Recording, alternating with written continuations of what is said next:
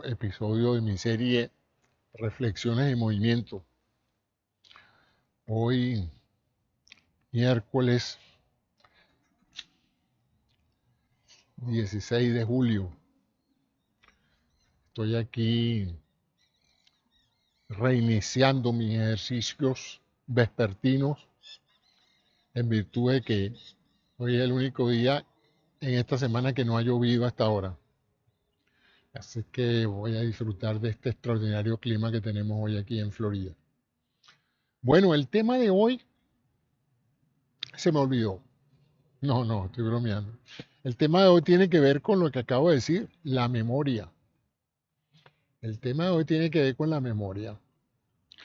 Lo que lo estimuló a hablar sobre la memoria es que he visto enorme cantidad de programas en YouTube y en todas partes indicándole a la gente dos cosas.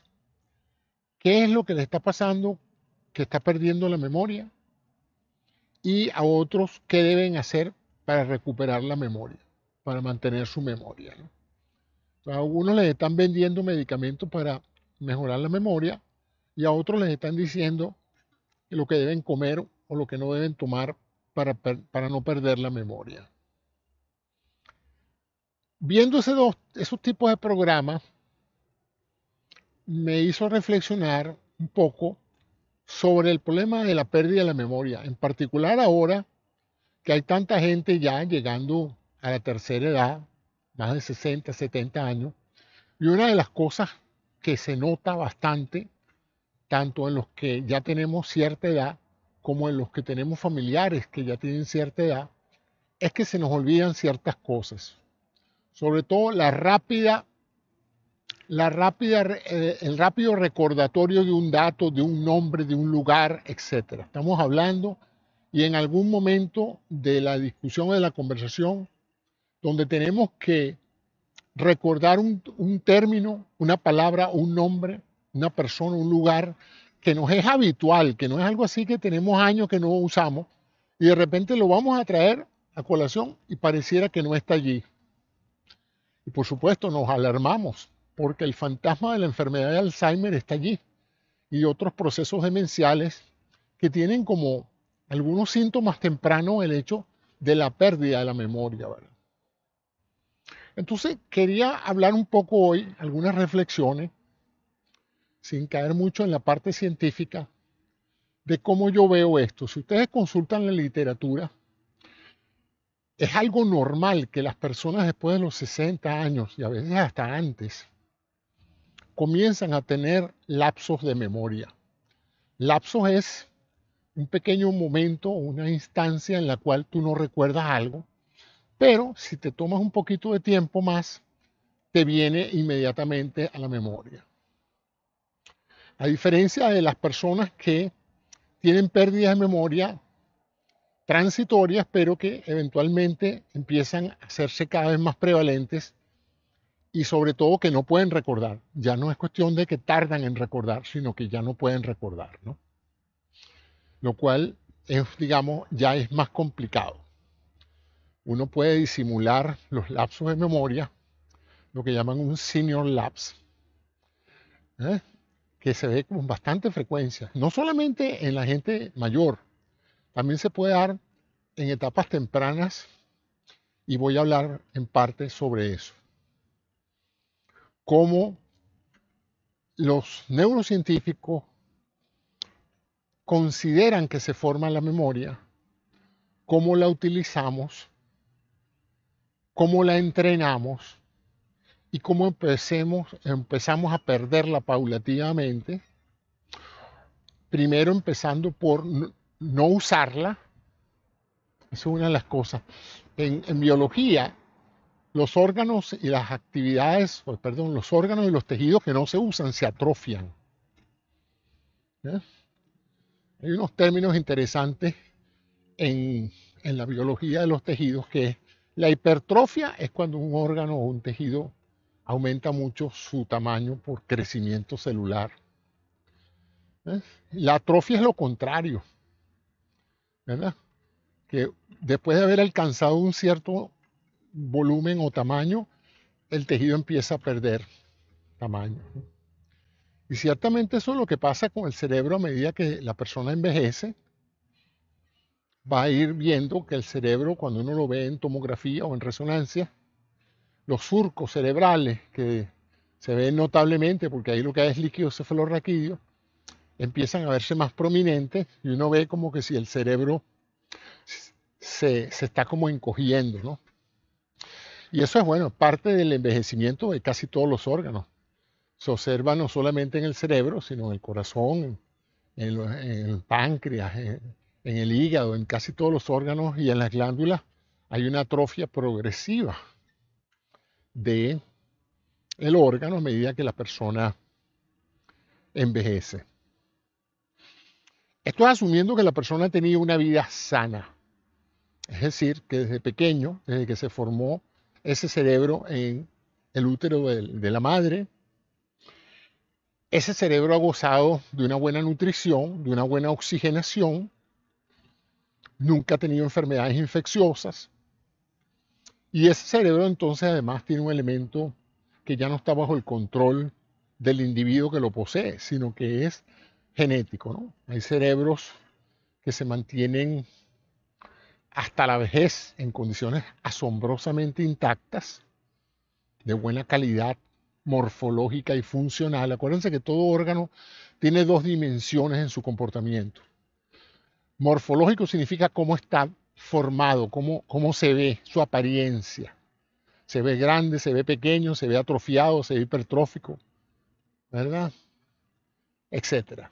Es, digamos, el cascarón del órgano. Pero un órgano se puede ver muy bien y funcionar muy mal. Y lo contrario, un órgano puede verse muy mal y seguir todavía funcionando. Se ve mucho, por ejemplo, en el hígado cirrótico, uno a veces ve hígados bastante maltrechos desde el punto de vista morfológico, y sin embargo, todavía no ha habido una insuficiencia hepática, por ejemplo. Entonces, es una demostración a veces de lo que se llama la capacidad de reserva funcional de un órgano, de que a pesar de que se muere significativa parte del tejido, lo que queda funciona y por lo menos resuelve la situación. Igual pasa con el cerebro puede perder sustanciales capacidades y todavía funcionar por un proceso que se llama la neuroplasticidad, que es la reconexión de fibras en la medida en que se necesita. Incluso personas que tienen un accidente cerebrovascular, imagínense ustedes, hay un accidente cerebrovascular, es un infarto que se puede ser de dos tipos, ¿no? Isquémico, que es cuando no le llega la sangre al cerebro y el cerebro se vuelve isquémico y se muere el tejido cerebral. Y hemorrágico es cuando el vaso que llevaba la sangre se rompió, se produce una hemorragia, lo que se llama un derrame cerebral, ¿no? Y sangra, y por supuesto, esa sangre que debería nutrir el tejido ahora resulta que se transforma en un irritante y en un hematoma que ocupa espacio, pues. Entonces, después de los ACV, se afectan focalmente ciertas áreas del cerebro y la persona pierde ciertas funcionalidades. Pero sorprendentemente, ahora que se interviene tan tempranamente en los accidentes cerebrovasculares, se ha visto la tremenda capacidad que tienen algunos cerebros de recuperar cierta funcionalidad con el tejido que queda vivo. Hay casos de gente que le ha metido un balazo en la cabeza y le han deteriorado extensas áreas de su cerebro, y con un buen tratamiento, una buena recuperación, un buen soporte de estimulación cerebral, la persona puede recuperar muchas cosas, incluso áreas del lenguaje que al principio se pensaba que no iba a poder desarrollar. De manera que el cerebro tiene esa plasticidad que lo hace bastante notable en ocasiones, ¿no? A pesar de los desastres traumáticos que se pueden dar en el cerebro. Pero vamos a la memoria. La memoria entonces empieza a formarse en la medida en que los circuitos cerebrales empiezan a interconectarse.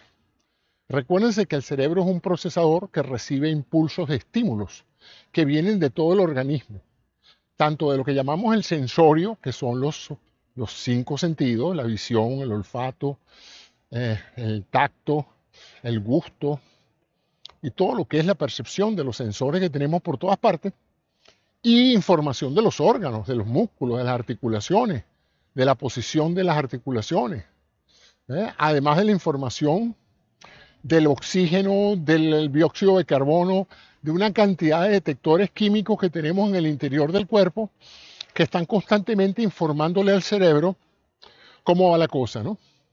Y en base a eso el cerebro pues toma reacciones que llamamos motoras de todo tipo, bien sea para estimular glándulas, para liberar neurotransmisores, para liberar hormonas, o bien sea para mover músculos, articulaciones, etcétera, ¿no?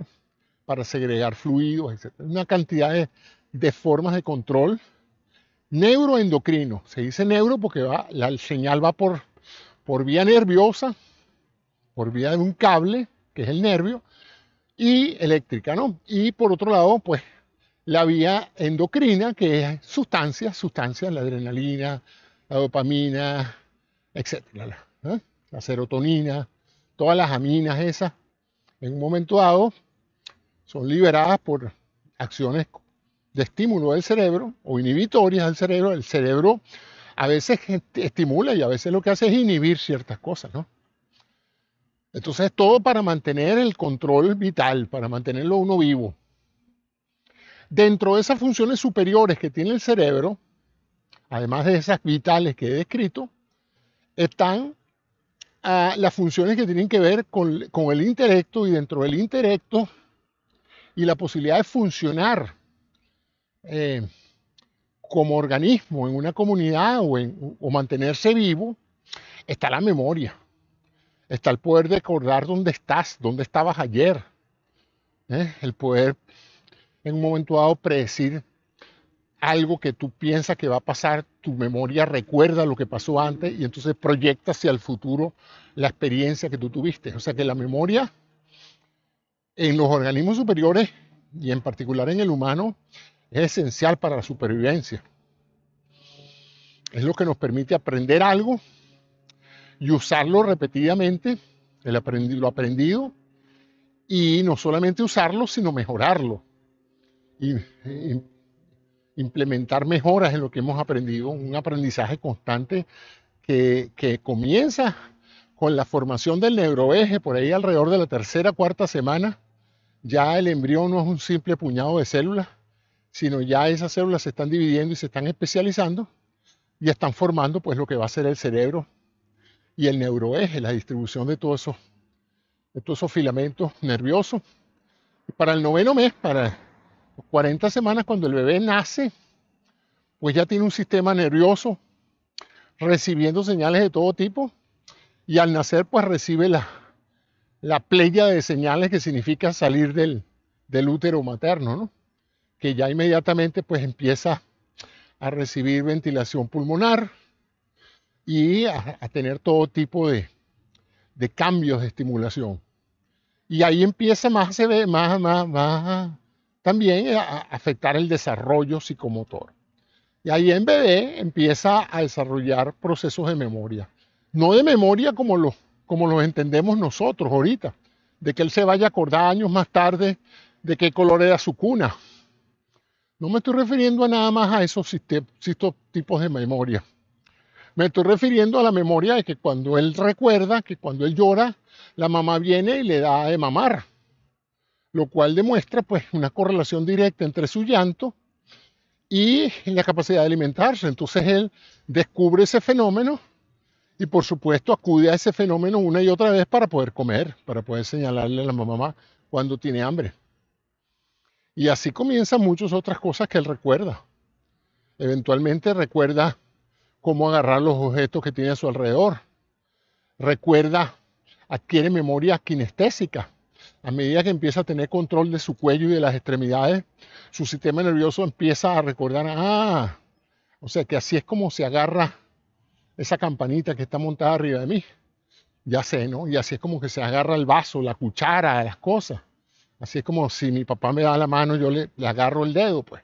Así él va estimulando patrones que él va aprendiendo y conservando en su memoria. Memoriza los rostros de sus padres eventualmente, bueno, de todo el que se presente cerca de él. Cuando yo hablo de padres, desde el punto de vista biológico, el padre es el que está ahí al lado y la madre es la que está ahí al lado. Usted podrá ser padre biológico, pero si nunca se presenta en la escena, pues es muy poco probable que el niño desarrolle ni memoria ni afectos sobre lo que usted representa físicamente. Así es que eventualmente el niño se acostumbra a todo, memoriza no solamente las caras, los olores, la parte lingüística, empieza a entender el lenguaje porque oye a la mamá hablándole en su idioma natal materno y entonces igual al papá. Y si hablan dos idiomas diferentes, el niño aprende los dos idiomas con una facilidad asombrosa. Y no solamente los aprende en términos de empezar a entender los vocabularios y las consecuencias de las palabras, sino que también aprende la entonación y lo que se llama el acento, adquiere el acento de los padres. ¿Por qué? Porque el cerebro está constantemente formando memoria. Y así crecemos y luego vamos a la escuela y empezamos también a utilizar la memoria para todo. La memoria es un recurso importantísimo. Es un caudal de información que entra al cerebro y tenemos que guardarlo. ¿Cómo lo guardamos y dónde se piensa que se guarda? Bueno, dicen los estudios, porque esto es un campo abierto de investigación, pero también de especulación, que tenemos ciertamente tres reservorios de memoria. Una memoria inmediata, donde entran las cosas que necesitamos, pero que como no son vitales, se nos olvidan rápidamente. Entonces, por ejemplo, el banco le da un número clave para que entre a su correo electrónico. Usted ve el teléfono y anota 14806. Ya está. Lo memoriza durante 30 segundos, lo que le toma escribirlo en el teclado. Y ya, una vez más, lo más probable es que usted ese dato no lo necesite más. Porque incluso si le mandan otro código, probablemente va a ser diferente. Entonces, su cerebro dice, ya está, ya cumplí la función para la cual necesitaba este dato, ya puedo disponer de esa información como algo que no necesito recordar, ¿no? Otro aspecto más importante, por ejemplo, es recordar el número de teléfono de su esposa o de su esposo o de sus hijos. Ahí usted hace un esfuerzo adicional y lo coloca en otra parte del cerebro. ¿Cómo lo coloca? Bueno, de igual manera se lo dicen, ¿no? Le dan un número. Pero a diferencia de la primera, donde usted no prestó mucha atención, sino a prácticamente registrar unos 6, 7 números transitoriamente, esa segunda parte usted le asigna una importancia mayor. ¿Cómo se la asigna? Aislando cualquier otro factor distractivo y pensando, yo tengo que acordarme de este número de teléfono. Porque si algún día tengo que llamar a mi esposa para una emergencia o llamar a mis hijos para cualquier cosa, yo no puedo depender de tener un teléfono a mano para acordarme, yo tengo que memorizar este teléfono. Entonces, hay dos recursos de eso. Hay gente que tiene muy buen registro de datos y hay gente que se va por la vía dura. Repite varias veces el número de teléfono, lo escribe varias veces, hace lo que se llama una reincidencia del dato, lo memoriza, lo repite. Lo que llamábamos en la escuela, nos ponen a hacer planas, ¿no? Si usted escribe 20, 30 veces en un papel el número de teléfono de su esposa, créame que se va a acordar, ¿no? Por la vía de la experiencia de escribirlo o por la vía de verlo, porque hay cosas que uno recuerda porque las ha visto, hay cosas que uno recuerda porque las ha escuchado y hay cosas que uno recuerda porque las ha leído. Fíjense que usted dirá, bueno, pero para leer hay que ver. Sí, pero cuando yo les dije memoria que uno ve, no es precisamente la de leer. Por ejemplo, hay personas que pueden ver un formato y recordar ese formato para siempre, ¿no? Pero eso no es leer, eso es ver y grabar una imagen, una fórmula. En cambio, las personas que leen literalmente trasladan imágenes a ideas concretas que son las que memorizan. ya memorizan lenguaje. La memorización de imágenes no es precisamente una memorización de lenguaje. Ese lenguaje es más permanente, puede durar mientras dure el interés y mientras dure el uso reiterado de esa memoria, ¿no? Mientras más se use, más rápidamente es accedida a la hora que usted la necesita. O sea, usted no necesita pensar mucho para acordarse del nombre de sus hijos, de su esposa, para la dirección de su casa, etcétera, ¿no? ¿Por qué? Porque la usa constantemente, su número de seguro social, su número de cédula, qué sé yo. Todas esas cosas que uno necesita para funcionar, esas cosas las recuerda uno muy bien. Al igual que las personas importantes de su vida, usted hace una abstracción en el momento en que la ve por primera vez y trata de eso, de fijarse conscientemente de lo que está viendo, de lo que está escuchando, tratando de lo que se llama fijar el conocimiento. Y dicen los estudiosos del aprendizaje que si uno inmediatamente hace asociaciones de eso que está escuchando o leyendo o viendo por primera vez, y uno dice, este primo mío se llama César, y César eran los emperadores romanos. Entonces yo cada vez que piense en mi primo y no me acuerde cómo que se llama, tengo que imaginarme que mi primo es un emperador romano y entonces asocio y vinculo una cosa con la otra, ¿no? Esas serían, digamos, las emociones, la parte emocional a veces de las memorias. La otra es los traumas y las situaciones eufóricas también se recuerdan. Es decir, cualquier cosa que en un momento dado usted experimente, una situación, y que venga con un conjunto de estímulos completos. O sea, usted recuerda el viaje, pero no solamente recuerda dónde fue, ni con quién fue. Usted recuerda los olores, que llovió mucho ese día, que la persona estaba muy contenta, que usted estaba eufórico, estaba excitadísimo, primera vez en Londres, no lo podía creer, se le perdió la maleta. Todo eso se guarda en una forma combinada, en una forma bastante permanente. ¿Por qué? No porque fue asociada lógicamente a, a una estrategia como la de César y el Imperio Romano, ¿no? Sino en este caso está asociada a una emoción. Usted va a recordar la emoción o el momento, y a través de recordar el momento va a vivir la experiencia y va a recordar entonces los datos asociados a la experiencia. Por supuesto que esto es válido para las experiencias buenas y para las malas. Entonces uno siempre se acuerda de quién estuvo con uno en la trinchera cuando estaba peleando en la guerra. Uno siempre se acuerda en cierta forma, de muchos aspectos de la vida, no solo por lo feliz de ese momento, por la liberación hormonal, por la adrenalina del momento, sino también por la tristeza, el llanto y la parte emocional. Esas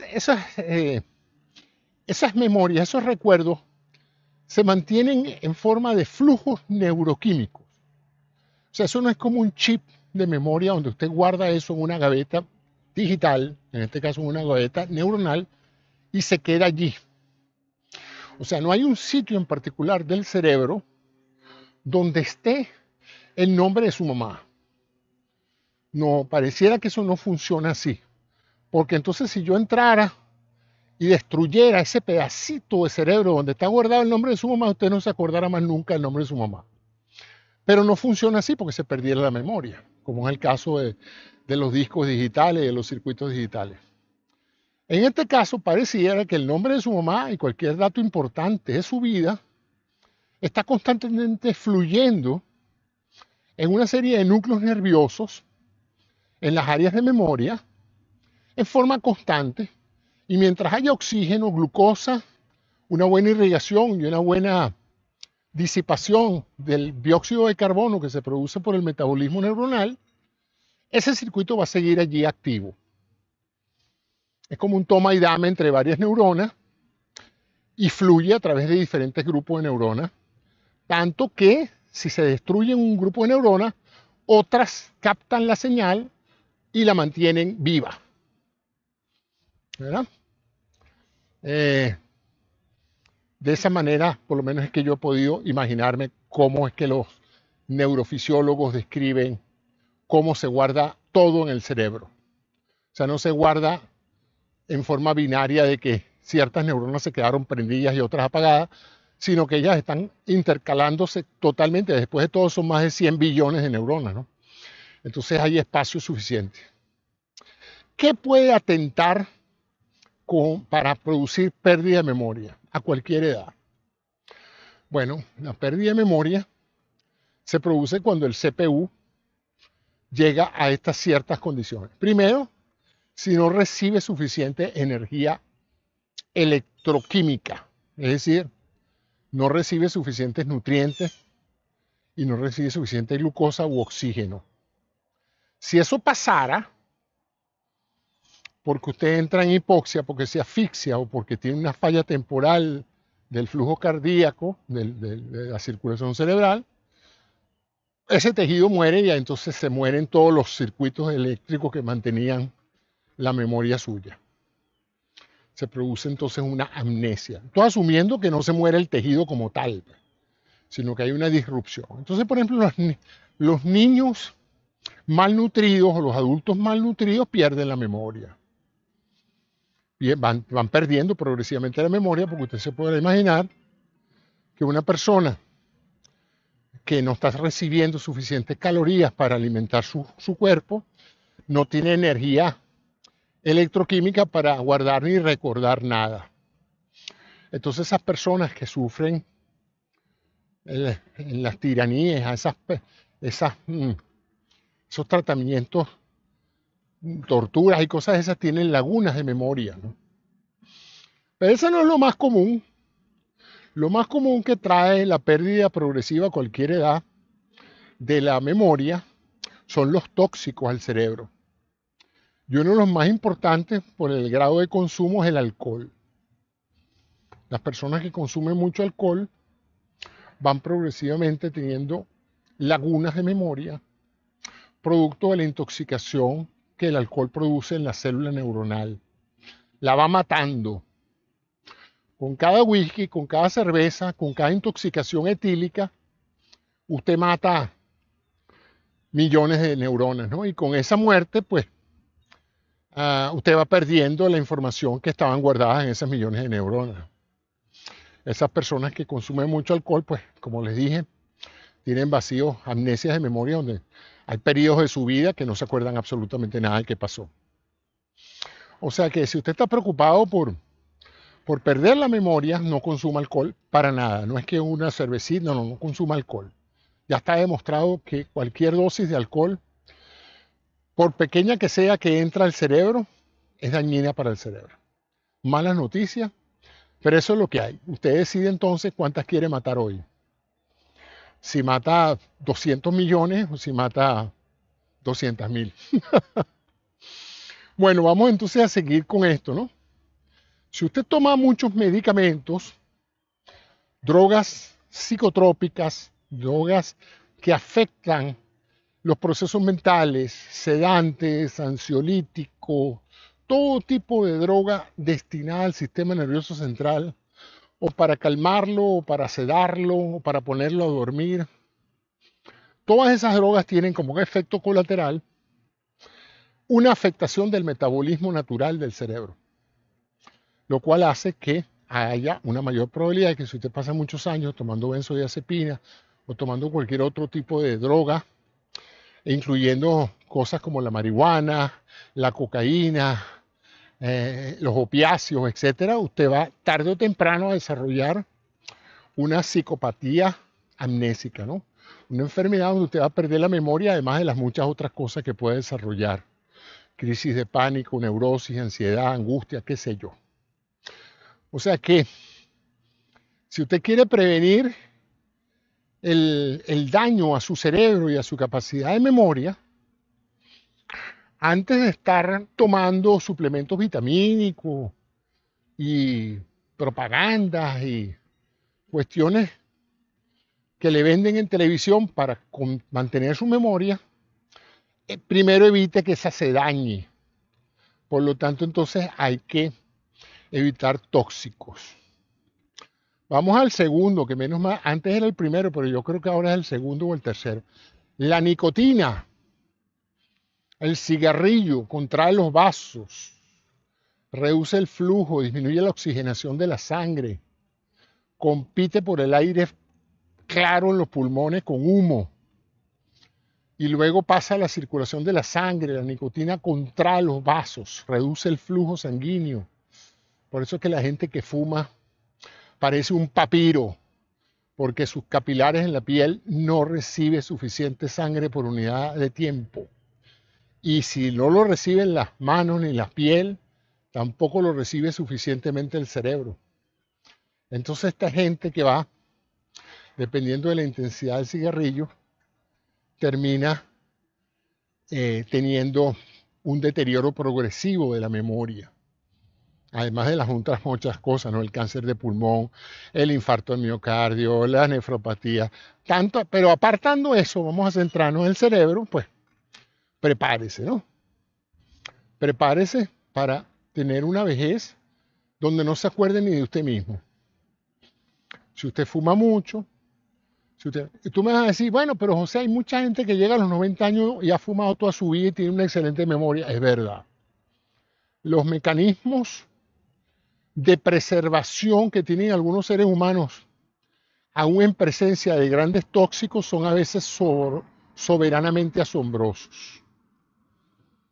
Pero yo les estoy hablando de lo que le pasa a la mayoría de las personas. Si usted lleva una vida tóxica, usted va a tener una vejez con limitaciones. Eso es más, no necesita ni siquiera que se los diga yo. Eso se los dice el sistema común, el sentido común. Eso es como si usted tiene un automóvil, usted no lo cuida, usted le pone mal aceite, usted no le hace un buen mantenimiento, usted va a llegar, el carro va a envejecer y va a tener problemas de todo tipo, de motor, de todo. Pues. Entonces usted tiene que ocuparse de eso. Vamos a asumir que usted está escuchándome y va a decir, bueno, de verdad, yo de ahora en adelante voy a eliminar todos los tóxicos, voy a tratar de reducir en la medida de lo posible y hablando con mi médico todo tipo de fármaco que altere mi neuroquímica y voy a comer sano. Entonces vamos entonces a hablar de la nutrición. La nutrición no tiene una fórmula muy mágica que digamos. Hay gente tratando constantemente de venderle a ustedes que si usted toma chirimoya con jugo de parchita y la lechosa es buena para esto y la otra cosa es buena. Todo eso son especulaciones anecdóticas. Lo importante es que usted coma proteínas para construir tejidos nuevos, incluyendo neurotejidos, que usted coma suficientes carbohidratos para que su cerebro tenga con qué pensar y con qué acordarse de las cosas, suficiente agua para que no esté deshidratado y su cerebro se encoja, su cerebro esté bien hidratado y no tenga entonces que prescindir de agua en otros tejidos para mantener el cerebro hidratado. Y esencialmente lípidos, porque mucho de la conducción nerviosa depende de vainas nerviosas lipoproteicas, ¿verdad? Que se forman a partir de ciertos ácidos grasos, colesterol, etcétera, grasas, pues. O sea que usted tampoco puede prescindir de las grasas porque su sistema nervioso necesita ciertas grasas para poder mantener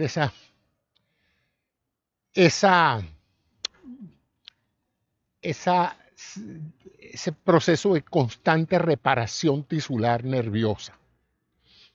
Vitaminas suficientes, pero con una buena dieta usted tiene suficiente vitamina. Si no las tiene, bueno, tome suplementos vitamínicos, pero tampoco tiene que nadar en vitaminas, porque el exceso de vitaminas se pierde, se orina o se excreta por las heces, y en realidad pues es poco el efecto que las vitaminas tienen una vez que se ha llegado a la absorción necesaria. Pues.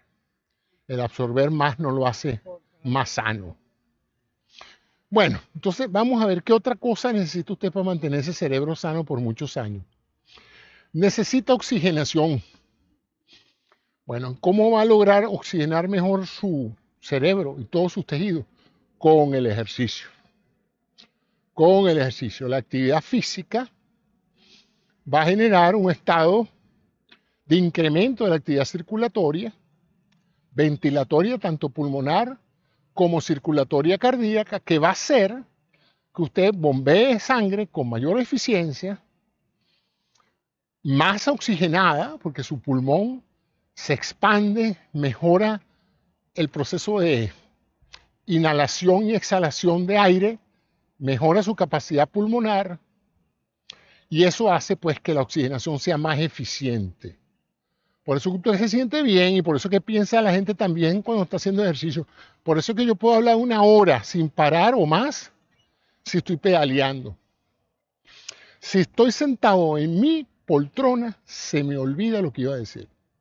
Pero fíjense, no lo tomen como un experimento científicamente comprobado, pero yo de verdad que creo que puedo improvisar mejor todo lo que les digo, porque en este momento mi frecuencia cardíaca debe estar sobre los 90 o 100. Mis músculos están activamente bombeando sangre, contrayendo el flujo sanguíneo venoso, y mis pulmones, como ustedes me ven jadeando, si me ven jadeando, no es porque estoy asfixiándome, es porque esencialmente estoy ventilando mejor mis pulmones porque mis músculos necesitan más oxígeno. Y el cerebro se está oxigenando porque está trabajando. Y porque lo estoy poniendo a trabajar creando una narrativa que involucra conexiones neuronales. Para yo poder decirles todo lo que les estoy diciendo en una forma coherente y lógica, se están disparando millones o billones de neuronas en mi cerebro, adecuadamente oxigenadas por el pedaleo y por mi corazón, para que yo pueda decir todas estas cosas. Si yo por alguna razón tuviera una falla cardíaca o una falla respiratoria, lo primero que ustedes lo notarían es que ya no puedo hablar, ya no puedo expresarme, o empiezo a tener problemas de dilación mental. Pero hasta ahora no los tengo, lo cual me revela que mi cerebro funciona, por lo menos a esta hora, perfectamente. Ok, José, entonces fíjate, ya te tengo claro. No tóxicos, no marihuana, no cigarrillo, no alcohol. ¿Qué vida es esta, chico? Bueno, vamos a asumir que tengas una vida sana, actividad, recreación, descanso. Falta algo, sueño. El cerebro se repara junto con muchos otros tejidos durante el proceso de dormir. Por eso es tan importante que usted duerma completo. Porque la deprivación del sueño, cuando agarramos a cualquier individuo, por brillante que sea, y lo privamos del sueño 2 o 3 días, llega un momento en que no puede resolver ningún tipo de problema ni tomar ningún tipo de decisión. Asombrosamente va perdiendo facultades neuronales, no solamente de memoria y de organización mental y de toma de decisiones, también de orientación espacial. Más si es privado no solamente del sueño, sino de los estímulos. Lo meten en un cuarto de un solo color, donde no hay sonidos, donde no hay nada, esa persona, ese cerebro se desarregla muy rápidamente. Entonces, el cerebro sano es un cerebro que se alimenta bien, se oxigena bien, con ejercicio, con buena nutrición, evitando tóxicos. Y falta algo todavía, ¿no? Bueno, tejido que no se utiliza, pues no se mejora, no establece un mejor rendimiento. Tiene que usar su cerebro. El cerebro es flojo, el cerebro, ahora que sabemos un poco mejor, le encanta la rutina, porque la rutina le permite resolver problemas sin tener que pensarlo mucho. Por eso es que, como dice este psicólogo de Pensando Rápido, Pensando Lento, se me olvidó el nombre, fíjense, hablando del olvido, ya me van a acordar. Ese psicólogo menciona, pues, que uno trabaja con lo que llaman heurísticos, es decir, atajos. Por ejemplo, 2 más 2 son 4. Yo no tengo que pensar mucho para decir 2 más 2 son 4, porque lo he oído tantas veces que mi cerebro simplemente toma un atajo y él no calcula, él simplemente repite una frase que ya hemos oído tantas veces, ¿no? Por eso que nos aprendemos la tabla de multiplicar y todavía después de años de repetición, porque todos la aprendimos repitiendo, podemos recitar la tabla de multiplicar. Pero cuando agarramos a alguien y le preguntamos cuánto es 4.565 por 2.614, la cosa se tranca porque ya el cerebro no tiene una memoria, un precedente, no tiene un heurístico, un atajo para resolver ese problema. Entonces tiene que literalmente acudir a la forma lenta, tiene que acudir a pensar, acordarse cuál es la fórmula para multiplicar números grandes para poder llegar al resultado y toma tiempo. Al cerebro no le gusta perder tiempo. Entonces cuando quiera que el cerebro pretenda resolver un problema, si él encuentra una forma fácil de hacerlo, esa es la manera en que él prefiere. Después de todo, así gasta menos energía y así le puede dedicar tiempo a muchas otras cosas. Porque el cerebro es flojo para unas cosas y muy curioso para otras. En otras palabras, se distrae, pero con nada. Yo en este momento no estoy distraído porque estoy concentrado en lo que estoy diciendo. Pero si yo no estuviera dictando esta cátedra que a lo mejor no les interesa mucho, pero bueno, como ya les dije, yo soy terco. Si yo no estuviera dedicado a esto, estaría totalmente distraído viendo 10.000 cosas que están a mi alrededor. Pero yo ahorita no veo nada. Es más, pueden estar cometiendo un delito aquí al lado mío. Yo voy a pasar en mi triciclo y ni me voy a percatar porque mi cerebro está abocado a una sola tarea, que es mantener el hilo conversacional de lo que estoy diciendo. No hay otra. O sea que yo estoy ahorita como los modelos de LLM, de la inteligencia artificial, buscando la palabra siguiente que tenga coherencia. Y la voy sacando de mis bancos de memoria, ¿no? Entonces, esa es la manera en que el cerebro funciona. Entonces, para tener un cerebro sano y conservar la memoria el mayor tiempo que su genética le permite, y digo su genética porque eventualmente usted puede caer en una demencia senil, en una demencia en la etapa de la tercera edad, producto de muchos otros procesos mentales que no se conocen muy bien y que en un momento dado lo van a hacer perder progresivamente la memoria y muchas otras facultades neurológicas. Pero eso va a ser inevitable si usted tiene los genes y los factores epigenéticos necesarios para que eso se produzca. Pero asumiendo que usted venga de una línea sana de desarrollo, si usted usa su cerebro, mantiene su actividad física, come bien, duerme bien y evita los tóxicos, usted debe llegar a una avanzada edad con un volumen razonable de memoria y de capacidad de interpretación de situaciones, de toma de decisiones, de razonamiento lógico, de sentido común, de reconocimiento de patrones. Pero hay una realidad. El cerebro de Einstein de los 60 años no era el cerebro de Einstein a los 22. Entonces, inevitablemente la edad va haciendo mella porque los vasos se van deteriorando, porque el tejido cerebral se va deteriorando por el simple proceso del envejecimiento. O sea que hay que aceptar que eso va a pasar, en algunas personas más que en otras, pero va a pasar.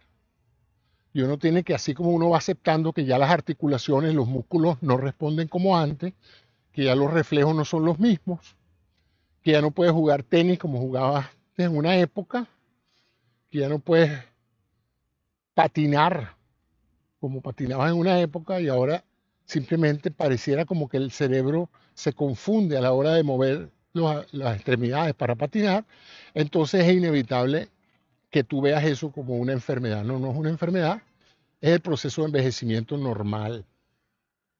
Entonces, la mayoría de las personas que yo he oído hablar sobre este tema y que por supuesto saben muchísimo más que yo, de eso dicen que no hay que preocuparse tanto porque uno después de los 60 años empieza a exhibir esos lapsus de memoria, esos vacíos donde te olvidas de cosas que antes las tenías a flor de piel. El nombre del gobernador, el nombre de un artista, el nombre de una película. Te dicen cosas y 5 o 10 minutos después simplemente pareciera que no las recordaste. En parte no las recuerdas porque no le prestas atención. Una de las cosas que pasa mucho después de cierta edad es que la gente pierde la capacidad de enfocarse, de atender un solo problema. ¿Eh? Tú pasas mucho tiempo en introspección, pasas mucho tiempo meditando, pasas mucho tiempo recordando y no fijando nuevos datos. Entonces fíjense qué interesante, ¿no?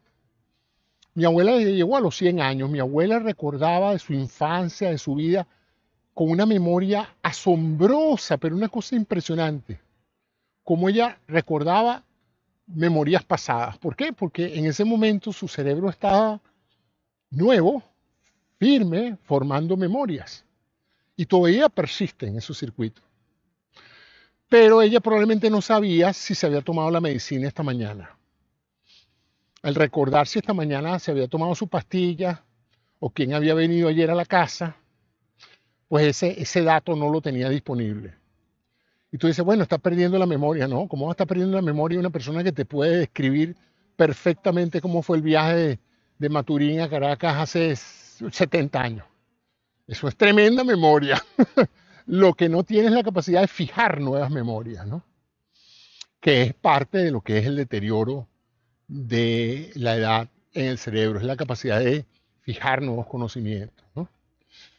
Por eso que los que hemos tenido la oportunidad de estudiar mucho en la vida, yo estudié 2 carreras en 7 años, o sea, 14 años de educación superior, y siempre me ufané.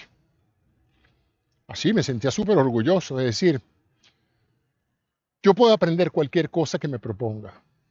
Lo que yo quiera, lo aprendo. Es cuestión de sentarme, disciplinarme, agarrar un libro, ver una película, un documental, lo que sea. Yo lo aprendo. Y de verdad era así. Lo que yo quería aprender, lo aprendía. Como todo el mundo. La mayoría de la gente, con una inteligencia normal, no se necesita ser un genio para aprender algo. Aprendía algunas cosas de computación, aprendía una cantidad de cosas nuevas, aprendía.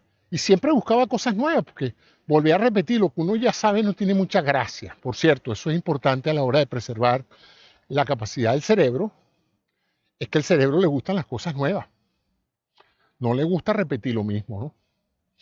Un médico que se circunscribe, por ejemplo, a su especialidad y no se ocupa nunca de leer más nunca de otras especialidades, va a llegar un momento en que va a dominar muchísimo lo que él hace, porque no tiene que hacer mayor esfuerzo. Las decisiones y los medicamentos y las dosis que él toma, las usa todos los días. Entonces el cerebro reacciona, como les dije, 2 y 2 son 4, ya está. Tómese esta pastilla, 50 miligramos, 10 miligramos, 100 miligramos.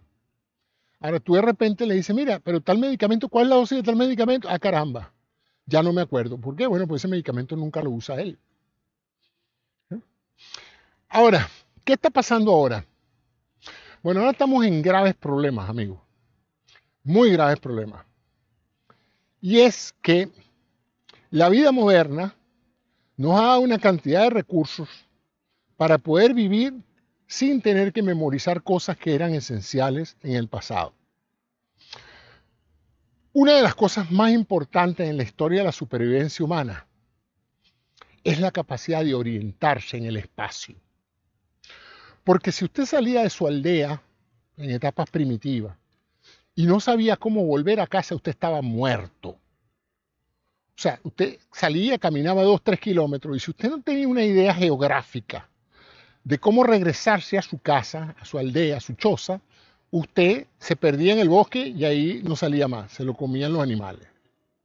De tal manera que una de las cosas primarias que el ser humano creó, y hasta creó mecanismos, algoritmos, mapas, brújula, de todo, es orientarse dónde está uno para saber hacia dónde va y cómo regresarse. Muy importante lo de cómo regresarse. Entonces, eso es una habilidad que todos desarrollamos en algún momento en el pasado.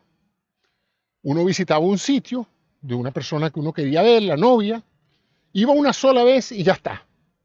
No se le olvidaba más nunca. Ustedes aplican eso hoy y se van a notar que hay muchachos que después de haber ido 20 veces a una misma dirección, si no van con el GPS, no llegan. Se han vuelto tan dependientes del GPS que ya no tienen capacidad de memorizar la orientación gráfica que les permita saber dónde están, cómo llegar a una casa y cómo regresarse a su casa. Y uno va perdiendo eso, porque si uno no usa esa capacidad de orientación, de fijarse en las referencias geográficas, en las montañas, en las esquinas, caramba, tengo que cruzar a la derecha. Bueno, si estoy cruzando a la derecha y venía hacia el norte, en realidad ahora estoy cruzando hacia el este.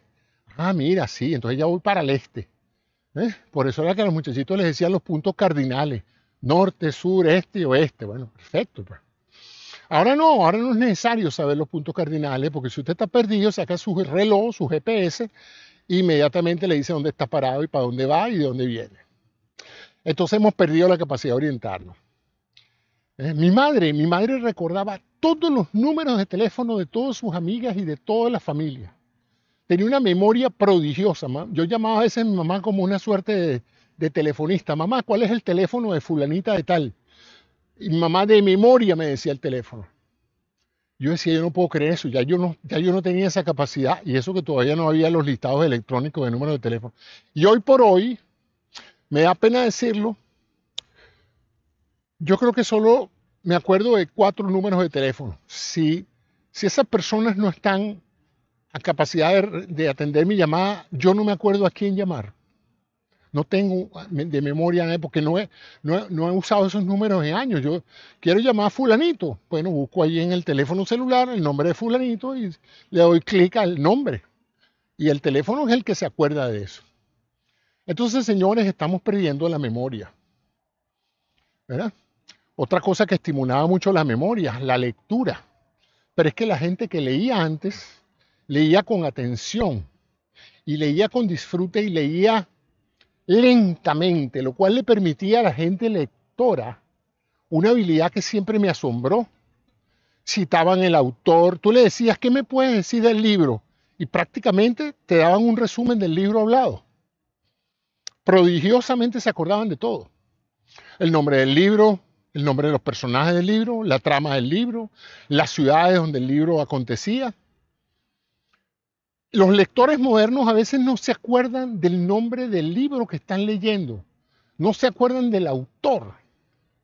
A mí me ha pasado que estoy leyendo un audiolibro y entonces en un comentario a un amigo le digo yo, estoy oyendo un audiolibro y me dice, bueno, ¿y qué estás hoy? Le digo, oye, estoy escuchando un libro fantástico. No sabes lo agradable que ha sido escuchar ese libro. Me dice, ¿cómo se llama? Oye, espérate, que no me acuerdo. ¿Cómo no me voy a acordar del libro que estoy escuchando? Pero a ese extremo de flojera mental ha llegado uno. Y cada día la estamos perdiendo más. Y cada día la vamos a perder más ahora que viene la inteligencia artificial, que nos va a resolver tantos problemas. Va a evitar que nosotros necesitemos, para efectos de supervivencia, recordar nada. A un comando, ella va a estar constantemente al lado de uno. Digo ella porque es la inteligencia. Si fuera el inteligente artificial, pues lo llamaría masculino. Pero ella va a estar ahí todo el tiempo. Entonces, cada vez que yo tengo que recordarme de algo, no me molesto en recordarlo. Simplemente le pregunto, ChatGPT, ¿cuánto es tanto por tanto? ¿Cuántos son tales cantidades de kilos en libras? Todo eso me lo da. Ya ni siquiera tengo que mentalmente forzarme a eso. Entonces estamos ahora con nuevas herramientas que colocan al cerebro en un estado de flojera cuasi permanente, que va tarde o temprano a volver a hacernos perder funcionalidades que ya teníamos antes. Entonces, una de las cosas más preocupantes de la influencia de la inteligencia artificial en etapas tempranas del desarrollo de los niños va a ser qué clase de futuros personas vamos a tener, niños que no han tenido nunca que recordar nada porque todo lo tienen en la tableta o en el brazalete, o pronto van a tener un dispositivo en el oído o en el lente que están usando, que les va a decir todo lo que necesitan saber para funcionar. Y tengo malas noticias, el cerebro le va a encantar eso. Le va a encantar porque va a poder funcionar a más bajo costo energético. Porque un cerebro que los mantiene a ustedes vivos y les resuelve la vida y no tiene que pensar mucho es un cerebro feliz. Es paradójico, pero es un cerebro feliz. Infeliz van a ser ustedes cuando necesiten su cerebro y se den cuenta de que no ha funcionado. Es como el caso del músculo. Muchas personas se olvidaron del músculo, entre ellos yo.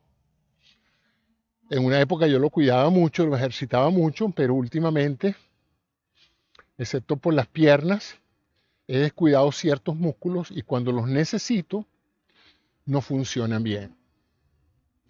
Entonces, así termino el programa, ya son 58 minutos de programa, y eso quería decir entonces sobre la memoria y sobre... Pero yo les deseo a todos ustedes que lleguen a viejo y casi les puedo garantizar que si pasan de los 60, 70, 80 años, van a tener lapsos de memoria, no se desesperen, a todos nos está pasando. Algunos lo disimulan, yo lo disimulo constantemente, me hago el loco, me hago el simpático, pero en la práctica, si no completo una oración es porque se me olvidó el nombre de la persona, el dato que iba a utilizar, la ciudad en la cual estuve, etcétera, etcétera, etcétera. Entonces eso es lo que les puedo decir. Eso no significa que ustedes van a descuidarse en la evaluación de enfermedades como el Alzheimer, que si los síntomas son importantes, es bueno hacerse un test para ver si se puede intervenir tempranamente y mejorar los chances de preservar su calidad de vida, ¿no? Pero si no es así y lo que usted tiene son lapsus de memoria, pues trate de ejercitarla.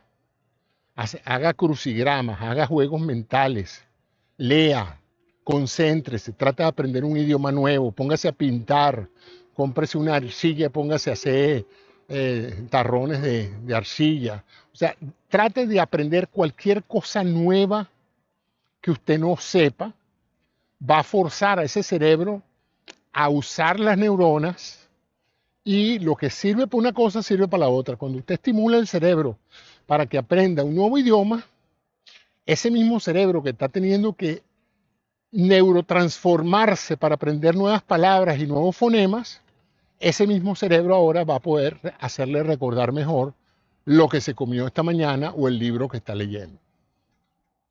Porque así funciona el cerebro. Bueno, espero que este programa les haya sido de interés. Muchas gracias si eso es así. Si quieren estimularme, si algo de aquí les gustó, quieren, cónchale, hacerme un pequeño reconocimiento, denle like arriba en el botón, no les cuesta mucho. Suscríbanse al canal, recomiéndeselo a los amigos. Los programas son un tiro para quedarse dormido, así es que si usted tiene amigos que tienen problemas de sueño, usted le manda un enlace de mi programa y les dice, a lo mejor te interesa, pero si no te interesa mucho lo que el Señor está hablando, te garantizo que te vas a dormir bien rápido. Así es que ese es mi comentario final. Muchas gracias y hasta mañana, si Dios quiere y tengo buen clima.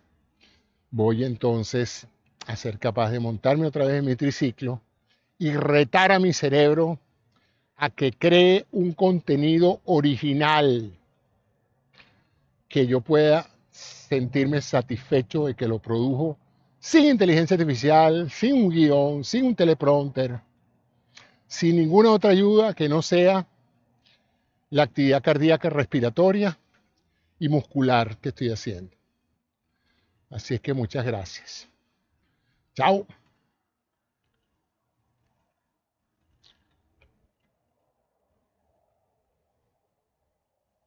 Vamos a seguir hasta la casa. Ya que estoy aquí, vamos a no parar la cámara hasta llegar a mi destino. El destino final, o como decía George Carlin, a mí no me gusta la palabra destino final porque eso suena demasiado, demasiado final para llegar a mi destino.